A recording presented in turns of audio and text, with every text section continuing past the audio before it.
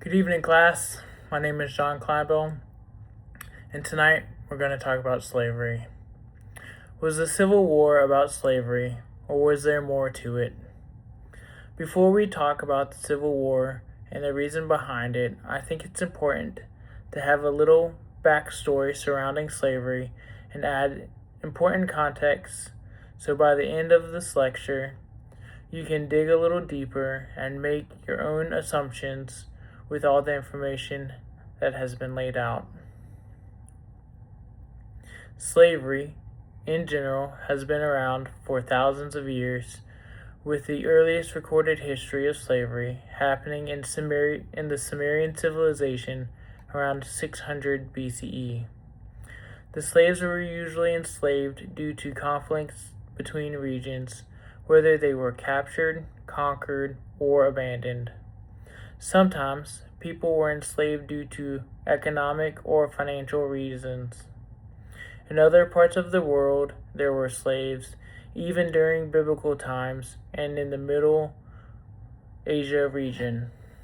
Enslaved Africans were brought to America in the 1500s. They were brought to America by Spanish explorers. During this time, there was an explosion of mineral and agriculture in West Africa, and this was becoming lucrative for the citizens.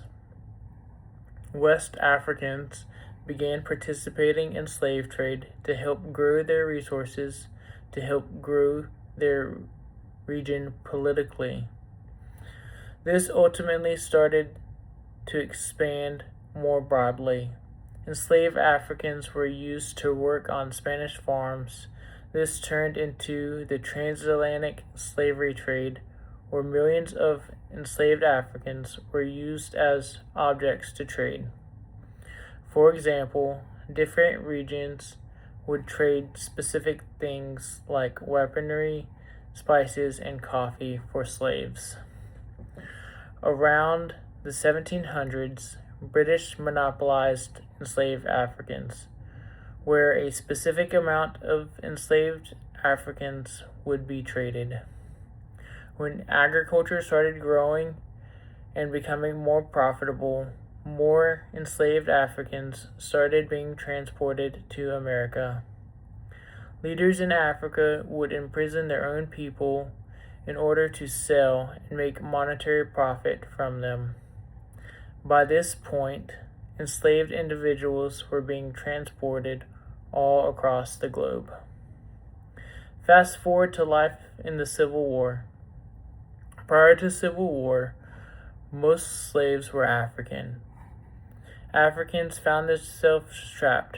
Their families and their families' generations were trapped, born into slavery. Slaves were indebted to their owners. Most slaves lived in the South. However, there were pockets of areas where slaves were in the North. Enslaved individuals did not live lives of luxury. They were beaten, starved, threatened at exhibits, auctioned off, separated from their loved ones, and even killed. Each slave had different positions. Some worked in the fields, some worked in houses. It just depended on where they lived. A series of events that led to the Civil War. The Constitutional Convention. In 1787, leaders met to talk about flaws and weaknesses of the current wording in the Articles of Confederation.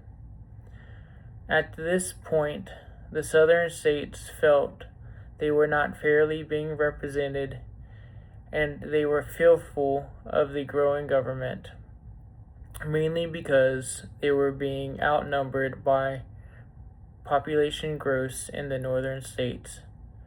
New, bigger states meant new, more popular ideas. The ideas of slavery was becoming increasingly unpopular in the northern states. Agriculture is how the southern states were able to thrive. They feared their livelihood would be taken away and stunt their growth economically. The southern states believed that the government would heavily regulate and tax, which would hurt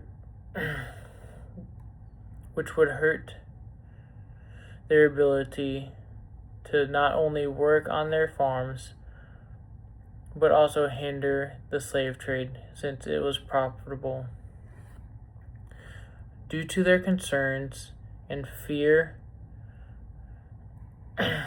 in their minds the government's overreach, they threatened to succeed. To avoid this and to feel like they were better represented, they created the Three-Fifths Compromise, where it would work with a census to count enslaved peoples as a vote. For every 5 slaves would be counted as 3 votes for a political seat in the House of Representatives. And the same logic would apply to taxes, and in turn, the southern states felt like their voices mattered and their votes mattered. The Second Great Awakening happened around 1790, sweeping most northern states. Pastors would travel from town to town, pushing the norms of what was previously preached before, calling on repentance of sin, shining a light on sins such as having slaves, because all people should be treated equal. They were pushing back on everything that was considered "it's just the way it is" during that time. The abolitionist movement formed out of this, and the idea of equal rights spread through the northern state organizations such as the Underground Railroad, literally speaking out against it, and even raids such as John Brown's raid on Harper's Ferry, now West Virginia, formed. More people began speaking out. It became a political talking point during President Lincoln's run for office, and he did not want war to happen. He was trying to meet in the middle. People were debating what states' rights were. Some people believed that slavery should be illegal, but those who already have slaves should keep them, while others were saying flat out all slavery should be banned. States were divided, towns were divided, churches were divided, and talks of seceding were circulating again. On April 12, 1861, the Confederate Army fired the first shot at Union soldiers who were keeping watch at Fort Sumter. This is the shot that started the Civil War. President Lincoln wanted to be peaceful, but knew that he had to bring peace through strength by preserving the Union.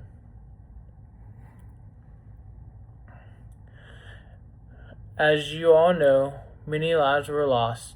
Houses were divided. Brothers warred against brothers. People had to pick sides. Slaves fought alongside their owners, and West Virginia seceded from Virginia to form its own state. Ultimately, the South lost.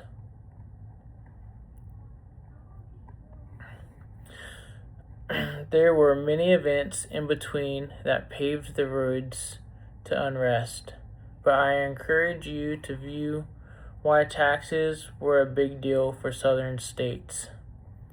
Why would it matter if there was not representation? Why did it matter if northern states had more people? Why did the church have such a huge influence? All these questions will allow you to dig deeper into the cause and the importance of the Civil War.